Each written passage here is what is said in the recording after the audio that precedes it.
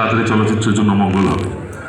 সেই বিবেচনা থেকে খুব স্বল্প সময়ের মধ্যেই আমরা এই আয়োজনটি করেছি এবং আপনাদেরকে এখানে সমাবেত করতে পেরেছি। এর জন্য আমি আল্লাহর কাছে কৃতজ্ঞতা জানাচ্ছি এবং আপনাদের প্রতি কৃতজ্ঞতা জানাচ্ছি। আমরা যখন চলচ্চিত্র আজকের এই দুরবস্থায় এসে দাঁড়িয়েছে, তখন আমাদের সকলেরই উচিত যে যার যার অবস্থান থেকে চলচ্চিত্রের জন্য মঙ্গলকর কিছু করা।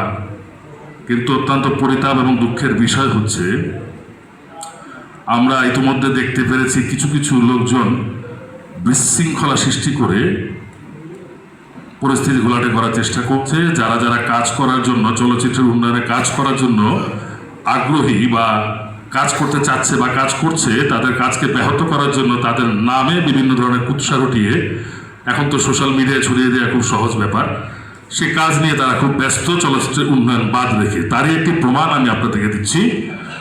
আপনারা এখানে যারা আছেন, বিশেষ করে আমাদের সিনিয়র যারা আছেন, আমরা সবাই জানি, আপনারা সবাই জানেন যে 1956 সালের 3রা আগস্ট বাংলাদেশের প্রথম সম্পূর্ণ সবার চলচ্চিত্র মুখোশ মুক্তি পায়।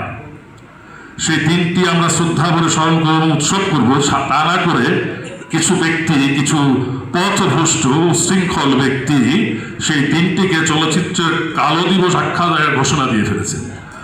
তো এই মুহূর্তে এসে তাদেরকে প্রতিবাদ করে আমরা একটি কথা বলতে চাচ্ছি যে, আপনাদের যদি ক্ষমতা না থাকে আমাদের সাথে কাঁধে কাঁধ মিলিয়ে হাতে হাত মিলিয়ে চলচ্চিত্রের উন্নয়নে কাজ করার, তাহলে আপনারা চলচ্চিত্রকে উন্নয়নকে বাধাগ্রস্ত করবেন, তাদের প্রতিবাদ করবেন, বিভিন্ন উন্নয়ন কর্মকাণ্ডের আপনাদের আমাদের এই চলচ্চিত্রে কোনো দরকার নেই। আমরা যারা চলচ্চিত্রের উন্নয়নের জন্য যুদ্ধ করছি এবং অনন্তকাল করে যাবো, যতদিন আয়ু আছে, আল্লাহ আমাদের আয়ু রেখেছে, ততদিন আমরা চলচ্চিত্রের জন্য যুদ্ধ করব, উন্নত চলচ্চিত্রের জন্য যুদ্ধ করব, চলচ্চিত্রের সুন্দর পরিবেশ ফিরিয়ে আনার যুদ্ধ করব। সেই পথে যিনি বাধা হয়ে দাঁড়াবেন তাকে আমরা চিরতরে অবাঞ্ছিত ঘোষণা করলো। আপনারা আমাদের কেউ না, আপনাদের আমাদের দরকার নেই। সো এই বিশৃঙ্খল অবস্থার মধ্যে থেকে, চাপের মধ্যে থেকেও কিছুটা চাপমুক্ত আমি নিজেকে অনুভব করছি। এই কারণে দীর্ঘদিন আপনারা জানেন যে আমি একটি রাজনৈতিক সংগঠনের সাথে জড়িত। দীর্ঘদিন যে ব্যক্তিটির নেতৃত্বে আমি রাজনীতি করেছি, সেই ব্যক্তিটিকে আপনারা এই সংগঠনের সভাপতি নির্বাচিত করেছেন বা আহ্বায়ক নির্বাচিত করেছেন। তাই বিগত আন্দোলন সংগ্রামের দিনের মতো তার নেতৃত্বে আমার খুব একটা বেগ পেতে হবে বলে আমি মনে করি না।